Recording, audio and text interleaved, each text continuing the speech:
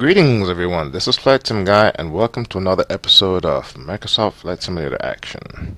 Today we're playing Microsoft Flight Simulator X. I really need to get rid of that damn clock. And let me turn this down.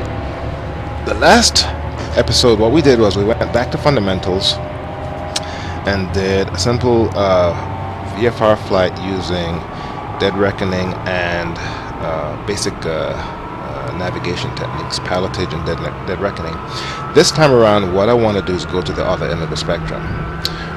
Instead, what we're doing now is we're going to fly this aircraft, which is the ERJ-145, and we're going to do a traditional commuter hop. Now, this time around, I'm flying from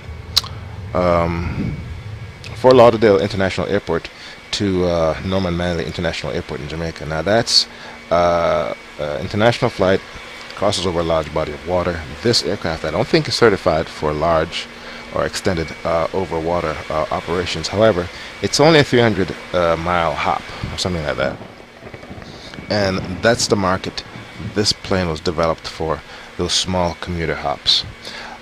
This mission is a big departure from the last episodes or the last few episodes, and here are the major differences. We're going from small generation aviation aircraft to something much bigger. Well, this is a small jet. We're going from propellers to jets. We're going from VFR flight to RFR flight. We're going from manual flight to automated flight via the flight management computer. And we're going from flying in the day to flying full IFR at night. So,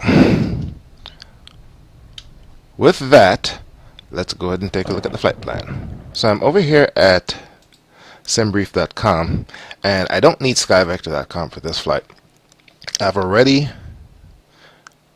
entered in the basic information, aircraft type, origination and destination, and I've already created my flight plan, and this is what the route looks like. Now, as you may recall, SimBrief will suggest routes based on what previous armchair pilots have executed, and that's exactly what I did. I took a route that was very common, very popular, go ahead and ran it, and I have my flight plan right here. I've already copied down all the information that I need, and this is what the route looks like. It looks like we are using a standard SID, standard instrument departure, a couple waypoints along the way over Cuba, and then arrive at Norman Manley in Jamaica. So what I'm going to do is I'm going to program the flight plan and make it so that this will be as much as possible an automated flight. I'm going to try and make it so that the plane flies itself as much of the, most of the time as possible, which is traditionally how it's done in the commercial aviation business. Most of the time the pilots, they don't really do anything except take off and land, and I'm going to try and replicate that today. So let's go back into the cockpit. Alright, so we're back in the cockpit. I went ahead and turned on the lights, so I didn't need to share with you the awkwardness of trying to find the light switch. And what I'm going to do this time, I won't bother to bore you with most of the startup procedures. What I will bore you with is the programming of the flight management computer. So I'm going to run through everything else and edit that out, but I will share with you how I program the flight management computer. Let's go ahead and get checklist up, and let's get going. Cold and dark checklist, APU.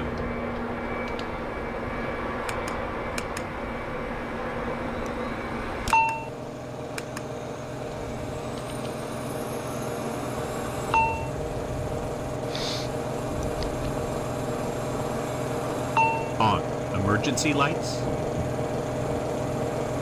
Armed, avionics, master. 2 on FMS. Alright, so let's go ahead and program the FMS. Now, the flight management computer is like any other computer. I'm a professional. I work in information technology as my main profession. So learning to program the flight management computer really wasn't that big of a deal. So if you know a lot about computers, you'll be able to pick this up pretty quickly. So the first thing you need to do is enter your destination, which is MKJP, and here we enter our route.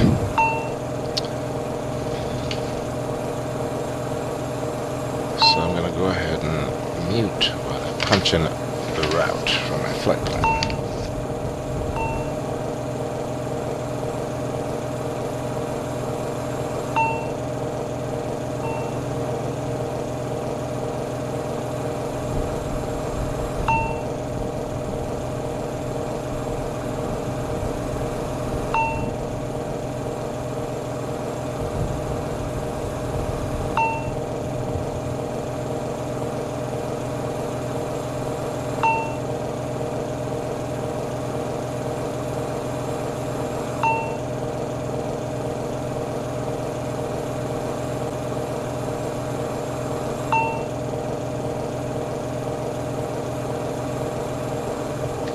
Okay, so I entered all those routes. Now the routes, as you may recall, is generated from simbrief.com. I need to go and verify my route in here in a second. So let's go ahead and do a performance initialization. This screen is read-only, so is this. Nope. Yes, that's read-only also. Come over here, enter your flight level. We're flying at 30,000 feet. And here, I did not set up my fuel. Let me go do that now. Alright, here's my fuel. Need to set up fuel in the flight simulation fuel configurator based on the fuel computed from SimBrief. And I've also set up the plane for 1,000 pounds of cargo and 40 passengers. Initialize. Speeds. Okay. Let's go ahead and close this.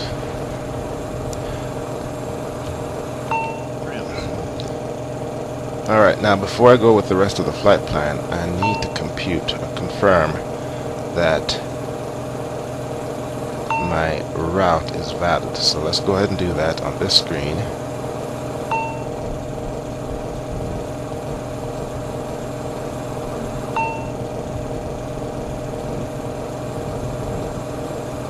Yep, looks like we're good. Fort Lauderdale ground, Embraer, Papa Tango 2 Juliet Delta, India, request taxi for takeoff, south departure. Embraer, Papa Tango Solo Juliet Delta, taxi 2 and hold short on runway 9 left via taxiway Tango Tango 2 Bravo. Contact tower on 119er point 3 when ready. Taxi 2 and hold short runway 9er left via taxiway Tango Tango 2 Bravo. Juliet Delta.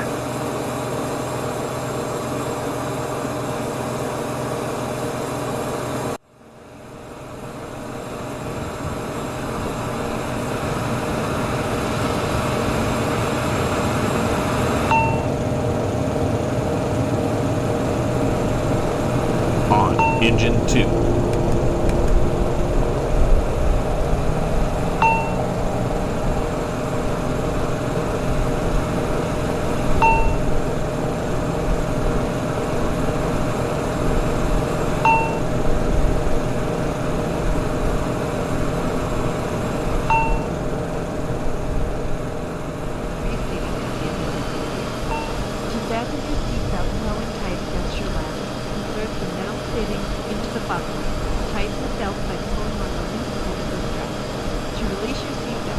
Lift up the buckle flap. When the seatbelt sign is illuminated, immediately proceed into the buckle up. To ensure your safety, your seatbelt should be fastened at all times when proceeding. There are 2 exit doors in this aircraft. Each exit is marked with a sign overhead. A brief word about this aircraft. Brazil's aircraft maker, Embraer, developed the ERJ-140 series of commercial jets to tap the gap. This was a glaring need within the market of flying up to 50 people on short to medium-sized routes. These jets have been in service since the early 1990s. In the past, these flights were done by smaller commuter turboprops.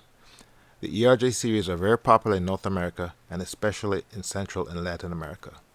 It competes directly with Bombardier's CRJ series of aircraft.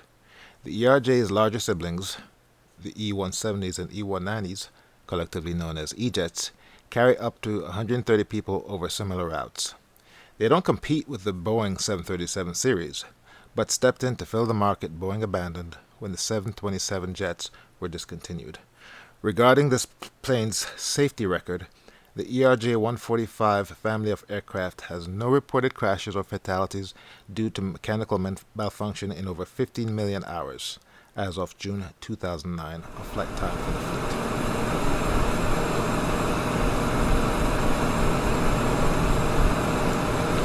Okay, we're at 9 left. Let's go through the remaining checklist items. Before takeoff checklist. Exterior lights on. Transponder. I'm always forgetting the transponder. 1 TARA. Flight controls. Check. Radar. Standby.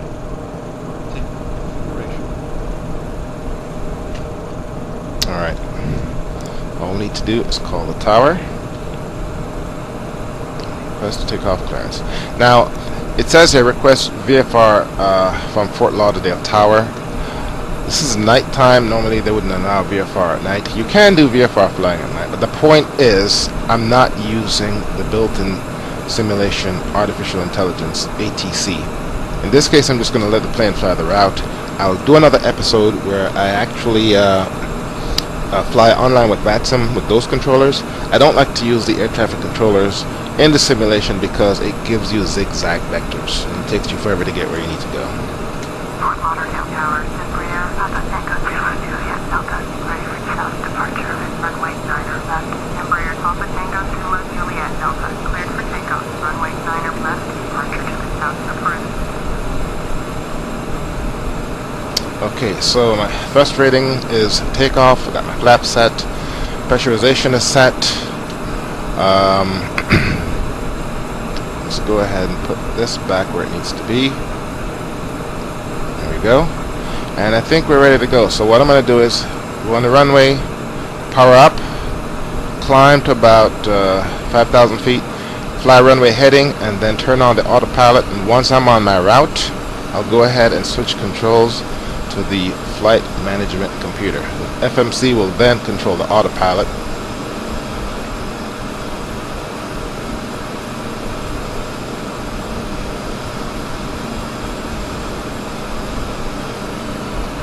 And so it goes.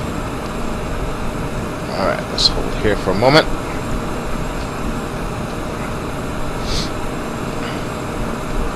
Brakes. Let's turn on the landing lights.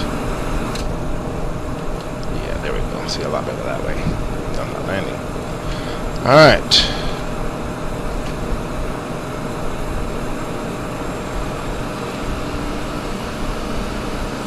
Bring the engine up to about 40%.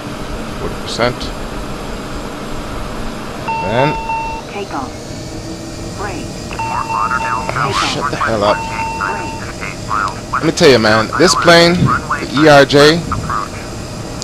ERJ-140 series is a very, very talkative aircraft. If you don't fly it right, it's always bitching and complaining about something. Which I guess is a good thing, but it can be very, very annoying. Alright, my rotate speed should be 127.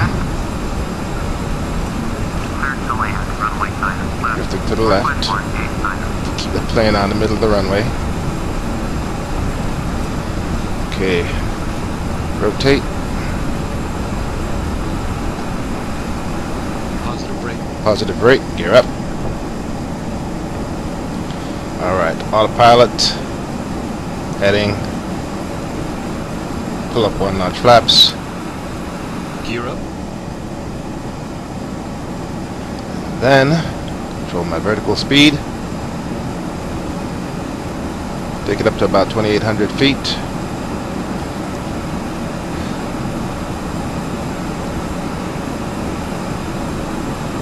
And my route is right behind me, so I need to make a 180.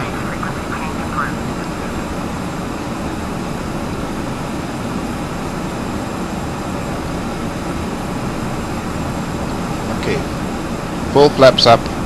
Let's go ahead and make a 180.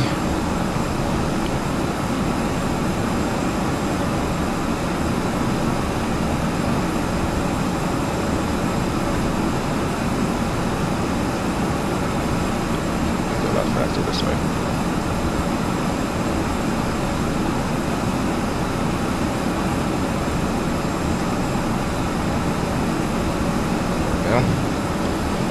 Flaps up, gear is up.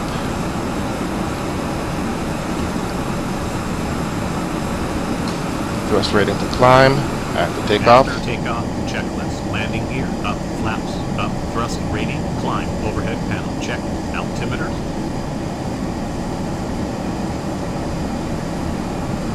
Altimeter is good.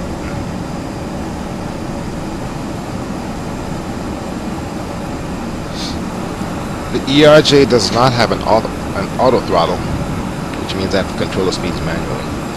And I don't know, I guess it does. You can fly the profile, the vertical profile with the FMC also, but that's a little bit more complicated. I avoid doing that. So what I do is I let the plane fly the horizontal profile, which is the flight plan, and I fly the vertical profile manually. Alright, my speeds, I'm going a little bit above the speed limit. Under 10,000 feet you're supposed to be at 250, so what I'm going to do is I'm going to increase my my vertical speed, and that will control the overall speed of the aircraft.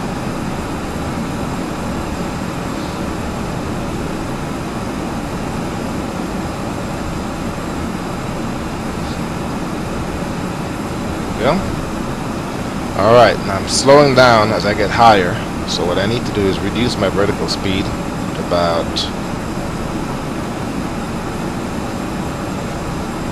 700, and at this point I'll switch controls from nav to the flight management computer, and do that also.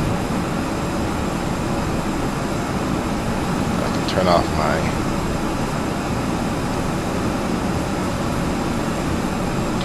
my landing lights if I can find them. Oh, they're up here somewhere. And turn off the taxi lights. And I can let my passengers move around. And I also need to turn off my APU.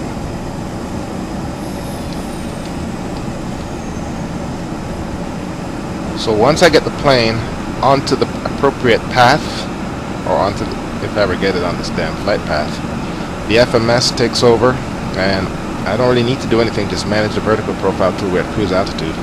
And once I get to my top of descent, I'll fly the plane, the vertical profile onto final, and then turn off the autopilot. Okay, this is a little bit sloppy. It's been a while since I've done this, so you gotta bear with me. What I should have done was to program the runway assignment into the FMS, and the computer would have plotted a course from the runway onto this flight plan, as opposed to my doing this manually. But like I said, I've done this in a while, so there. And now the FMS is flying the plane by itself. All I need to do is keep track of my vertical speed and my forward speed. The higher you get, the air gets thinner, so you can't maintain the same rate of climb, so you gotta bring this down a little bit. So now I'll take it down to about 1,000 feet per minute, and that will translate to faster forward motion. Let's look at our flight computer. Let's go to progress. My top of climb is 11 minutes, and my top of descent is 1 hour and 9 minutes. So I have a while to putter about and think of ways I can make this thing better. About a year ago, I signed up with one of the virtual airlines, and I made a sincere and concerted effort to be one of the top pilots with the most flight hours in 1 month. Immediately after getting home from work, I'd fire up the simulator and fly an assignment online on FlightSim. Oh my god, what a major pain in the ass this was. Where should I start? First, I had to do all the flight planning and prep work. This took about 30 minutes or so. Then I had to compile and run through numerous checklists, and I was always missing something. There were checklists for all the software I had to run, in addition to the simulator. There was the ACARS client, the FlightSim client, the weather add-on, OBS, and so forth. Then there was the aircraft checklist itself. There was also a checklist for the flight management system, etc., etc. I often flew at night, and figuring out how to taxi on the taxi diagram was always a big pain in the ass. The lighting on the ground at night is just plain bad. Then there were the controllers. Now don't get me wrong, most of the time they were friendly and very professional, but there was always that one kid who thinks it's his job to make my flight a living hell. Often I'd select an assignment from an airport that wasn't being controlled at the time. Then when I'm ready to go, he pops up and starts busting my balls. Also, the controllers would almost always change my flight plan, usually the SIDS and or stars, after I programmed the FMS. What a pain in the ass that was. Anyway, from startup to shutdown, a simple 60-minute flight would turn into a 2-hour ordeal, and I'd leave my man cave mentally exhausted. After a couple of weeks, I said, you know what? Enough of this shit. I'm gonna be a more casual simmer. This thing is supposed to be fun, not stressful. Alright, I'm done with my harangue. I'll check in with you later.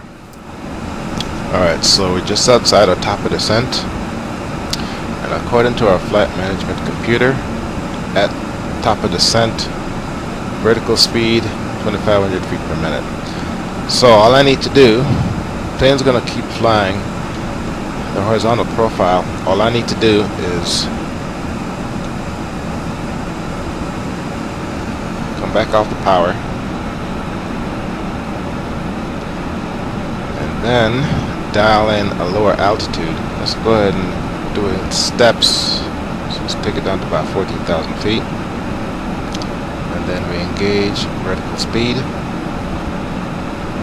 and put our nose down 2,500 feet per minute. We're coming up on 18,000 feet. Here we set the altimeter to the setting at the field at Kingston, which is 29.88. Landing is going to be a little bit interesting. Winds are at 140 at 21 knots, so obviously I'll be landing at runway 12, landing into the wind. So there's going to be a slight crosswind. 21 knots is it's a pretty stiff breeze. Visibility 10 kilometers. Temperature 32 degrees. Okay. We'll level off at this waypoint.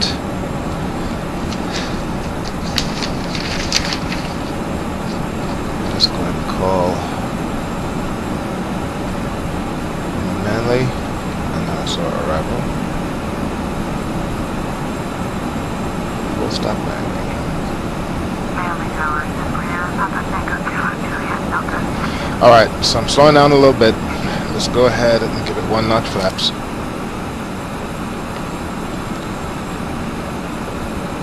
Let's go ahead and zoom in on my map here.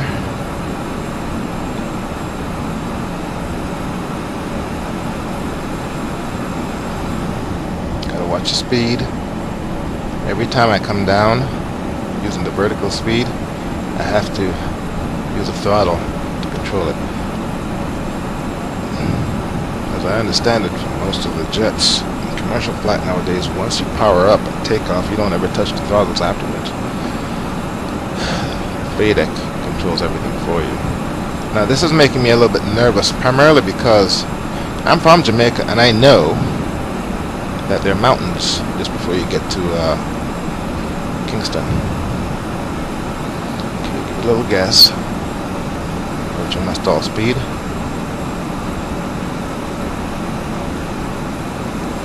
And after this final turn, we should be a straight into runway 12. Let's just hope I don't mess this up. Approach checklist. Let's go ahead and dial on 3700. Vertical speed. Let's take it down.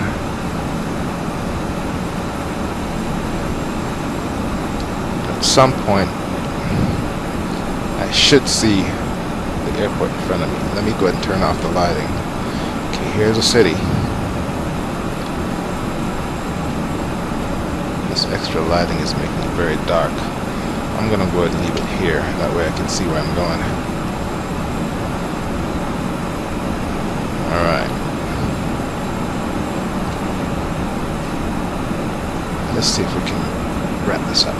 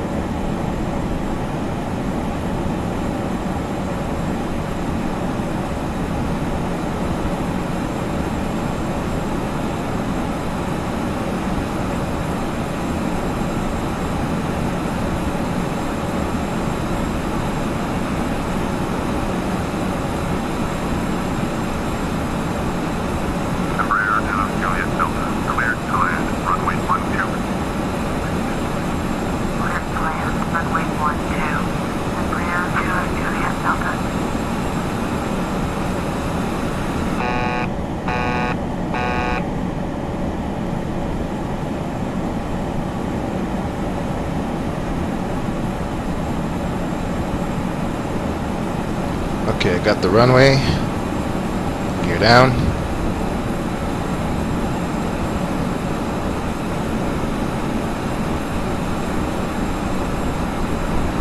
Autopilot off. Autopilot.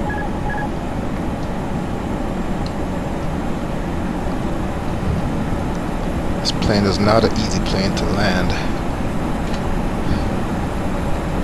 Flight slow. In bad weather. Flight slow. Yeah. Flight slow. I told you this plane was very Flight slow. talkative. Flight slow. Flight slow. Flight slow. Flight slow. What's my altitude? Flight slow. Flight slow.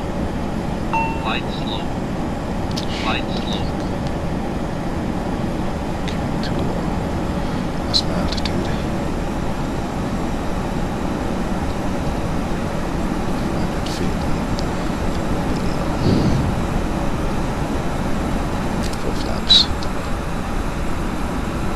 Going down. Co-pilot to do all this stuff. Watch my vertical speed. Approaching minimums. Watching minimums.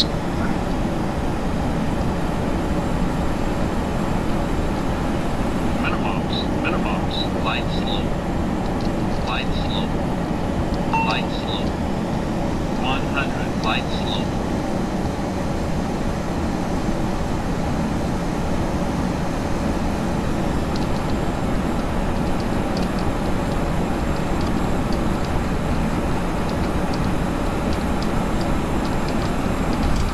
Okay.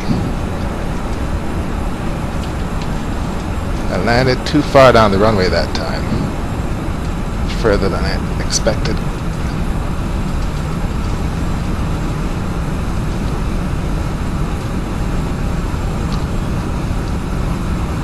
I really need to get rid of that damn clock.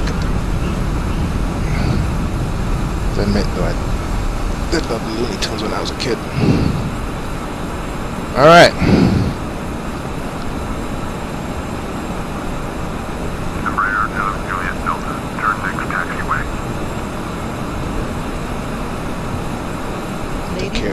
Took care of that like a champ.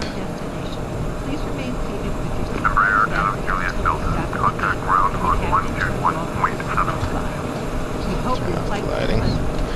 Alright, so Hope to see you again soon. didn't even do my before landing checklist. See, that's the reason why these planes have 2 pilots. There's just too much stuff to do. Even with a checklist, you can always miss stuff. Yeah. 121.7 and Briere to Juliet Delta. And my girlfriend has volunteered to be my co-pilot by, you know, going through the checklist and making sure I'm not missing stuff. But I haven't figured out how to share screens yet. Anyway, so this is how we do it. This is FlightSimGuy. Thank you very much for watching. If you like what you see, go ahead and subscribe. And I will see you next time.